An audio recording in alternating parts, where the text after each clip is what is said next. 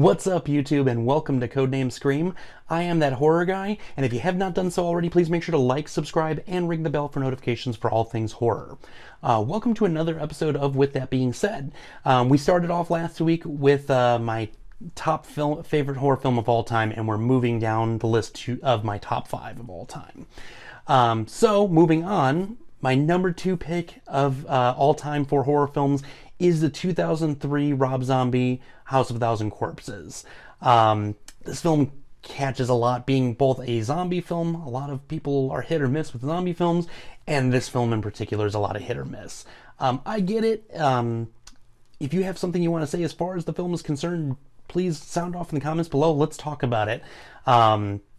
This film for me has a lot of sentimental value outside of just being a favorite in the horror films for me, and I just really appreciated a lot of the old drive-in B-movie elements that Zombie brought to this film, and that was something that took a while. When I initially saw the film, I was not a fan whatsoever, but I decided to go back and look at it over the course of a couple years, and it's slowly but surely I found something new to love about it every time, and here we are now. So this was Zombie's directorial debut and the first film of the Firefly trilogy. Following this was Devil's Rejects and Three from Hell. The film, actually, Zombie came up with the idea for the film while he was building an attraction for Universal Studios, and pitched it to Universal Studios during that time. We'll get into that a little bit here down the line, and because there was a lot of interesting back history to this film and how long it actually took to actually come to fruition and be released. So the film was released in April 11th, 2003. The film was shot for a $7 million budget. There isn't a conclusive number there. Zombie has said a few different numbers in interviews. The studios have said otherwise. The last number I saw, as far as research was concerned, was $7 million. So we're just going to go off of that, as well as the box office gross on this film ended up being $16.8 million. If you were to adjust that for 2021 inflation, you'd be looking at about $28.1 million. Not a ton of money being made here. Definitely cult status as far as the film is concerned. And there was a lot that went into the backside again with this story. So we're going to discuss the film a little bit for a moment and then move on, because there's a lot going on behind the scenes of this film. So the film was set in 1977 and based around the Firefly family. Film opens up at Captain Spaulding's Museum of Monsters and Madmen, and a couple guys try to come in and rob the place. They don't necessarily make it, which gives us some of our most quotable lines from Sid Haig. Rest in peace. Absolutely amazing performance as Captain Spaulding, and he's right here. He was amazing in this role, and really just gave us this kind of psychotic but friendly clown, if you would. It was just a really cool concept as far as his characterization was concerned. But the film is based around a group of teenagers that are out writing a book in regard about the attractions you see on the road going through the countryside in America, if you would. We get Rainn Wilson before he was in The Office. It was just before The Office started, and one of his first major films ever. So it was really, it was kind of cool when you go back and when you see him as Dwight Schrute, it's like, well, I knew him in that before. So it was kind of cool to watch him go from there. The thing about this film, the teenagers were lesser known actors and actresses, and the killer side with the Fireflies were just amazing classic actors and actresses in the horror scene. So that was a thing I really appreciated about this. So moving onward, the teenagers find themselves stopping at Captain Spaulding's, end up going on the ride where they learn about the lore of Dr. Satan, which is a local celebrity, if you would.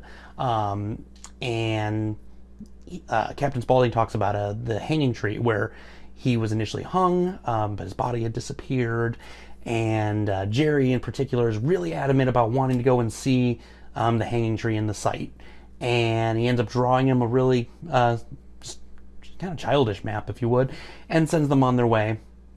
While they're on the road, they come across Baby, who is portrayed by Rob Zombie's wife, Sherry Moon Zombie, and tells them, yeah, I know exactly where that tree is, then kind of plays it off that she doesn't know. She's being really, really flirty with Rainn Wilson's character in the front seat, which is upsetting his girlfriend in the back seat as well. But they end up blowing out a tire, but not necessarily blowing it out. Like, to them, they blew out a tire. It's actually one of the fireflies shoots it out.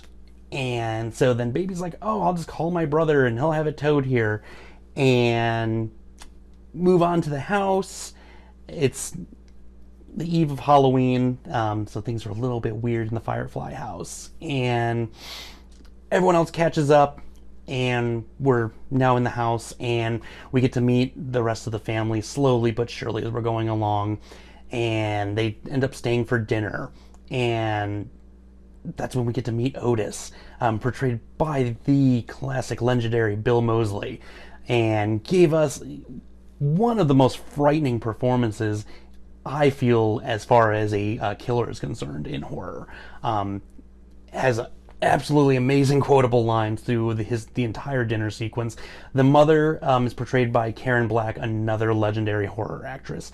That whole family just has great people lined up and casted, and that was something I really appreciated about this film. So we then go through the entire, one by one, each one of these teenagers is getting killed to some gruesome way.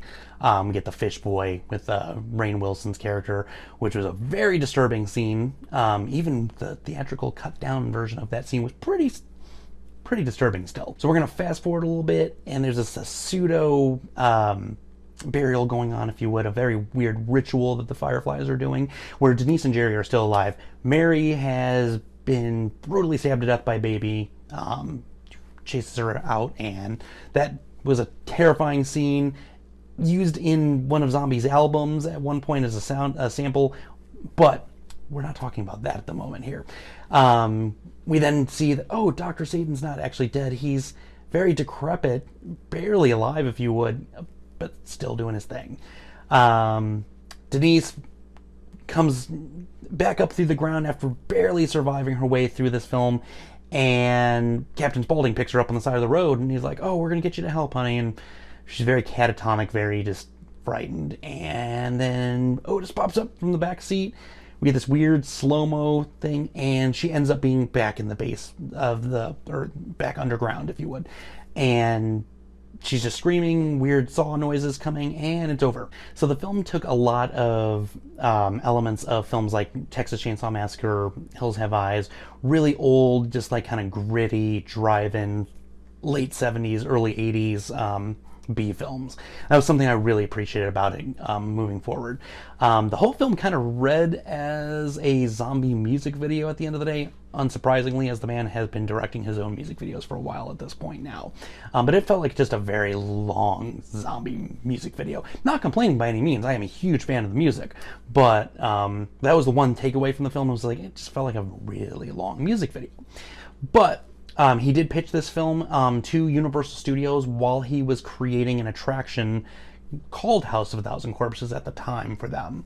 It was to be used for their Halloween Horror Nights, and it's actually been said that he was really instrumental in reviving that studio's Halloween Horror Nights attraction, because it was slowly diminishing at the time. Zombie approached Universal Studios with the film, was going to use a lot of the backlots for it and whatnot.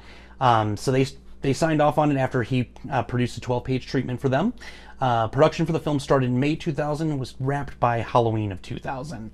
The attraction that he built for them, that he also did a lot of the shooting for the film in, ended up having to be renamed to American Nightmare. And that is due in part to, after he filmed the movie and Universal came up together with a trailer for the movie, they ended up shelving the film altogether. And that was in fear of getting an NC-17 rating. They weren't willing to take that chance, and he was very clear with them from day one of what type of film he was making, and he has been very vocal in interviews in regards to this. So next studio up to, after Zombie acquired the rights to the film from Universal, was MGM. They were going to release it October 2002. They refused to release the film because there was a remark Zombie had made claiming the company had no morals for releasing his film. Later on, Zombie was now looking to actually just self-release this film without any backing of any production company.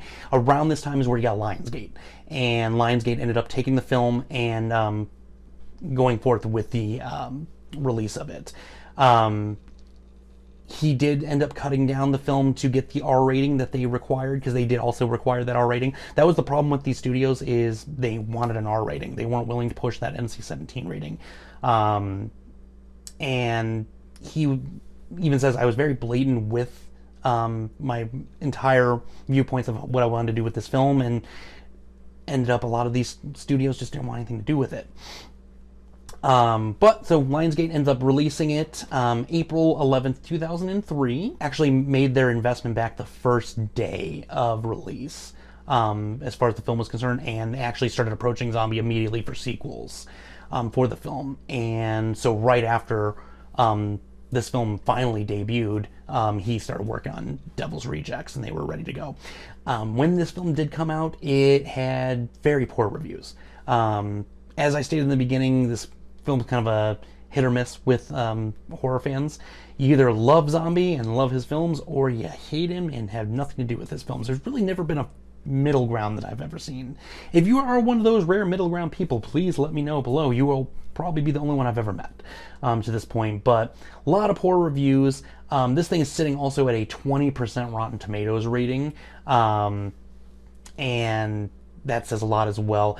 Definitely cult status going with this film. A lot of epic, memorable quotes. Otis has got a lot of just memorable monologues. A lot of black comedy going on here, which Zombie was not actually trying to do when the film was made. He said that initially when the film was being shot, it was meant to be a lot more just raw, gritty, in your face, and the film kind of just decided to take its own shape, and it became more of a black comedy behind this as this was progressing, and so that's why it ended up being a little bit more satirical in ways. It came out on video August 12th of 2003. There's a Blu-ray edition that was released in 2007.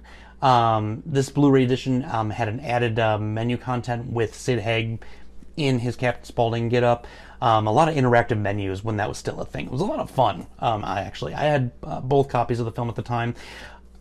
Zombie has gone on record to say he wants to do a huge release as far as this film is concerned, that has a lot of the deleted cuts, the things that were making it NC-17 initially. Apparently the Fishboy scene with Rainn Wilson is a lot more gritty, a lot more gory, and a lot more in-depth. And he had to cut down a lot of that, and even the theatrical side of that was still really disturbing, but it definitely, it captured what he was going for to a degree. But apparently there's a lot more to that. There's a scene with Sherry and a skeleton that was actually meant to be a lot longer, that was used more as like random cutscenes momentarily in the film as well. That was meant to be a longer entire sequence that's been cut out as well, on top of just additional reels. But he has yet to date release that version. I know I would be curious to see what the initial vision of this film would be. It's gritty, it's gory as it is. If it could be even more so, let's see it. Let's see what we can do here. So that's about it as far as House of Thousand Corpses is concerned. I found the back history of the film to be a little bit more interesting than most, just because there was such a struggle. And it didn't take long for the film to be made, and it took nearly 3 years to date to finally be released. I know I got to see it in its limited theatrical run, and I was one of 4 people at an 11 o'clock matinee for this film. And myself and the person I went to the movie with were the only 2 left in the theater. The other 2 just couldn't do it, got up and left. And that was during the Fishboy scene. That's one of my most vivid memories of this movie. And I remember leaving, and initially it was just like, no, I waited this long for that. And as I got a little bit older and rewatched this and started having a lot more appreciation for older drive-in B-style films, this one fell into place, and equally in love with that as well. But so With that being said, scare you later, YouTube.